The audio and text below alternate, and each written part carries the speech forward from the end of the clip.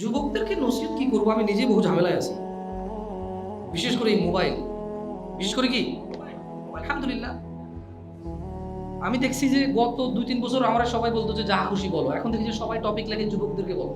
তো আমি চিন্তা করছি যে এই বছর থেকে মোবাইল চালানো বন্ধ করতে হবে। না না, মোবাইল চালানো মিন্স হচ্ছে ফেসবুক, ইউটিউব স্ক্রলিং বন্ধ করতে হবে। কারণ যেহেতু আল্লাহ বলছে ইয়া আইয়ুহাল্লাযীনা আমানু লিমা তাকুলুন মা লা তাফআল,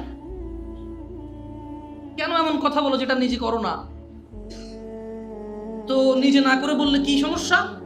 কাবুরা মাকতান ইনদাল্লাহি আন তাকুল মা লা তাফআল, নিশ্চয়ই আল্লাহর কাছে ঘৃণিত,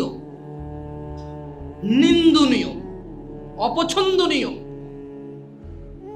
গর্জিত কাজ হচ্ছে তুমি অন্যকে বলো নিজে করো না।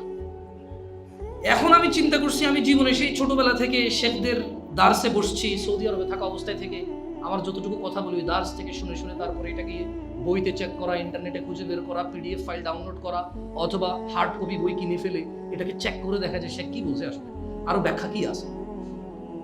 তো ওখান থেকে বলতে বলতে অনেক কিছু ছাড়তে আল্লাহ সাহায্য করেছে, আল্লাহর প্রশংসা আলহামদুলিল্লাহ। এই জন্য আপনাদেরকে বলেছি আসলে ওয়াজ তখন আপনার কাজে আসবে যখন আপনি শুনছেন, মুখস্থ হয় না সমস্যা নাই, কিন্তু উনি কি বলছেন আমি বের করবো, বের করে আমি আরবি মুখস্থ করবো, না পারলে বাংলা মুখস্থ করবো, না পারলে 10 বার করবো, মুখস্থ হওয়া লাগবে না, আমার হুকুম বুঝে চলে আসবে আরাম আলাল খালাস।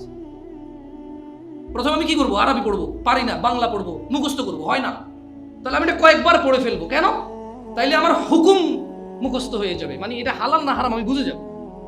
আমি এক্স্যাক্টলি বলতে পারবো না যে ইহা এই এই এই এই কারণে হারাম, আমি জানি না, বাট এটা হারাম আমি জানি।